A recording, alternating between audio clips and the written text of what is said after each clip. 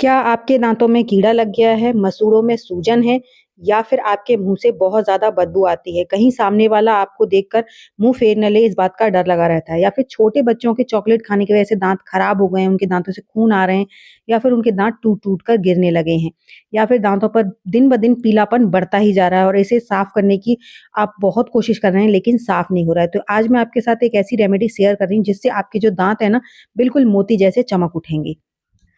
इस रेमेडी को बनाने के लिए सबसे पहले हमें यहाँ पर लेना है 1 चम्मच सरसों का तेल।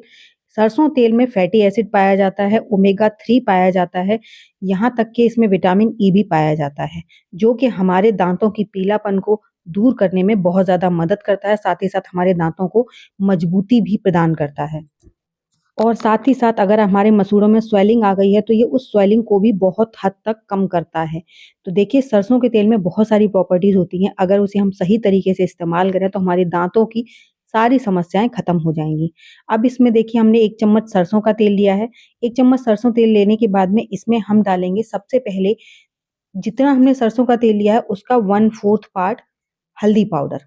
तो यहाँ पर हल्दी ली है मैंने, हल्दी के बारे में हम सब जानते हैं, ये एंटी बैक्टीरियल होती है, एंटी फ्लेमे और ये हमारे मसूड़ों की जो सूजन होती है उसे भी कम करता है और अगर हमारे मसूड़ों से खून आ रहा है, तो उसको भी बहुत हद तक कंट्रोल करने का काम करता है और हमारे घाव को भरने का काम करता है।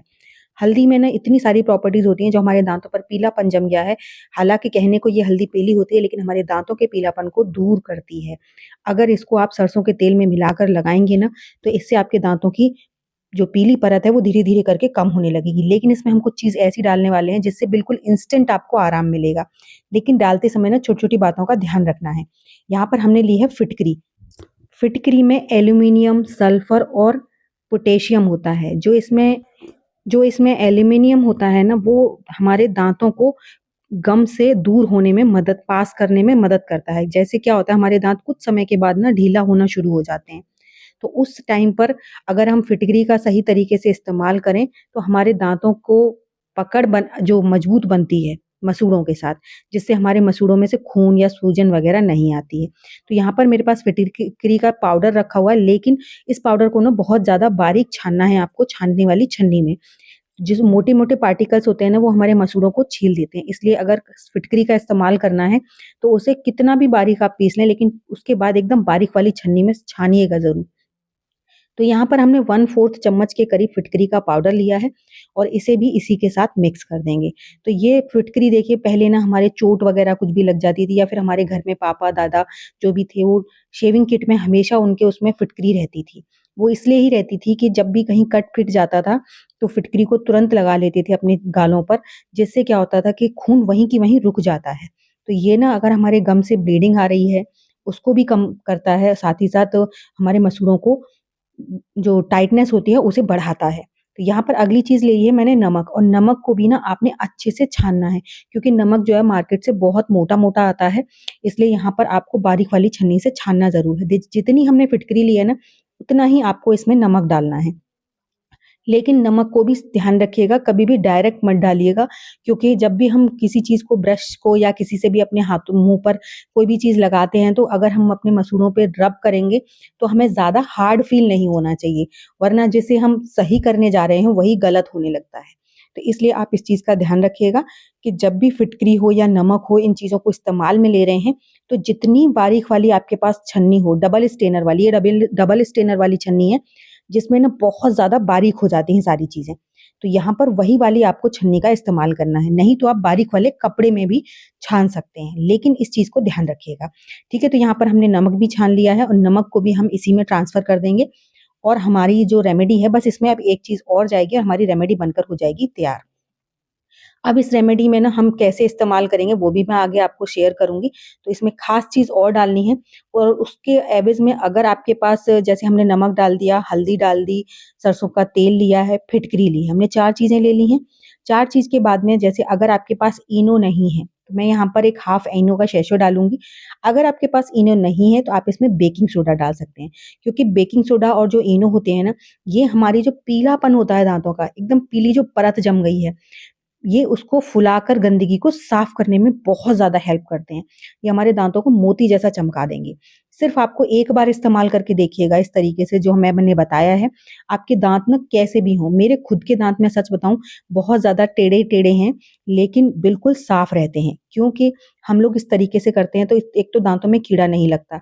दूसरी बात, दाँत कितने भी टेढ़े-मेढ़े हों, इस रेमेडी से ना क्या होता है कि हर जगह पर ये पहुँच जाती है। लेकिन आपको इसे ना हार्डली नहीं करना है कभी भी इस्तेमाल। तो देखिए यहाँ पर हमारी रेमेडी बन गई। अब हम क्या करेंगे कि इसको कभी तो आप ऐसा मत कीजिए कि सुबह के टाइम भी कर रहे हैं, शाम के टाइम भी कर रहे हैं। आप ना पहले से अपनी उँगली पर लगा कर देखिए कहीं इसमें ज़्यादा मोटे-मोटे पार्टिकल्स तो नहीं है। तो इसमें बिल्कुल भी नहीं है।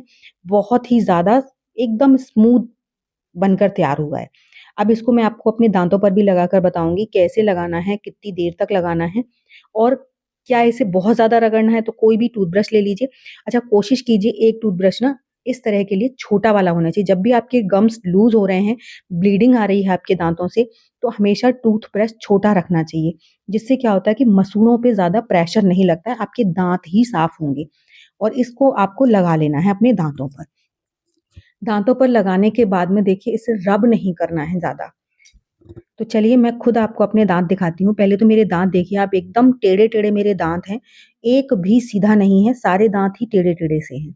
तो आप देख सकते हैं, लेकिन फिर भी सारे जो है ना वो बहुत अच्छे से शाइन कर रहे हैं और कोई भी ब्लीडिंग नहीं है, कोई गम पे स्वेलिंग नहीं है, कुछ भी नहीं है।